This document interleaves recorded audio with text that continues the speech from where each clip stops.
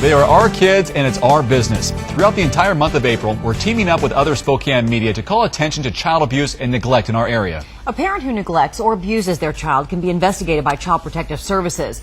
But what about a pregnant mother abusing the child inside of her by taking drugs or engaging in risky behavior? In tonight's Our Kids, Our Business report, KXLY4's Kalae Chock introduces us to a woman who says it's never too early to get involved when it comes to protecting kids. Prenatal intervention allows Child Protective Services to investigate a woman suspected of using drugs during her pregnancy. Now, state law is making it harder for CPS to protect unborn children.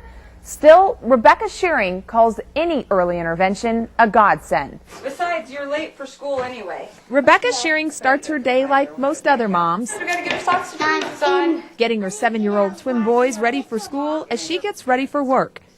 But unlike most other moms, Rebecca says it was a phone call 8 years ago that gave her the life she has today. It was a godsend somebody called. It was a godsend that somebody stepped in and said something. Finally. Rebecca was addicted to meth, pregnant with twins, and had already given up her oldest son to his father. He really was better off with anybody other than me. Doctors called Child Protective Services when Rebecca missed her prenatal checkups. That is what started it. I don't think I would have gotten there on my own. I was just hurling off into space until someone, made that call. That call snowballed into an effort by Child Protective Services to help Rebecca clean up her life. Today, state law has CPS investigating these cases differently, since the law defines a child as a person from birth to 18 years of age.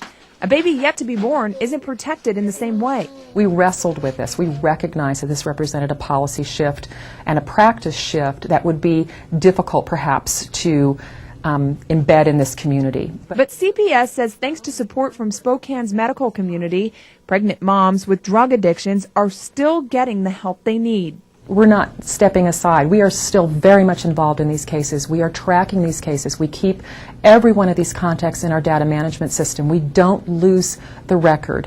And though it's not investigating the same way, CPS is still accepting calls.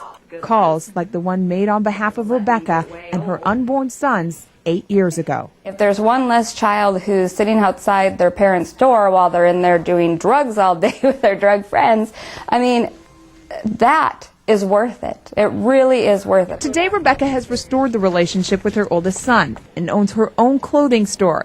A successful life thanks to a successful intervention. Come on, let's get in the car.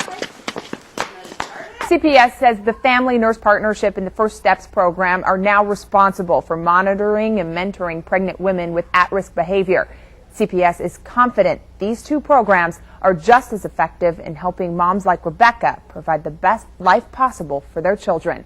In the studio, I'm KXLY4's Kalae Chock. The pinwheels you've been seeing all around Spokane are the symbol of Our Kids, Our Business campaign. They're meant to symbolize the innocence of children. Thousands have been placed outside government buildings, the hospitals, including more than 2,700 at Sacred Heart, one for every child born there last year.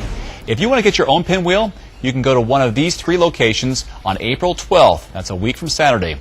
The pinwheels will be available at Jacob's Java Coffee on South Washington Street in Spokane, Zips Drive-In on East Francis, and the Chuck E. Cheese on North Nevada Street. Again, they won't be available at these locations until April 12th.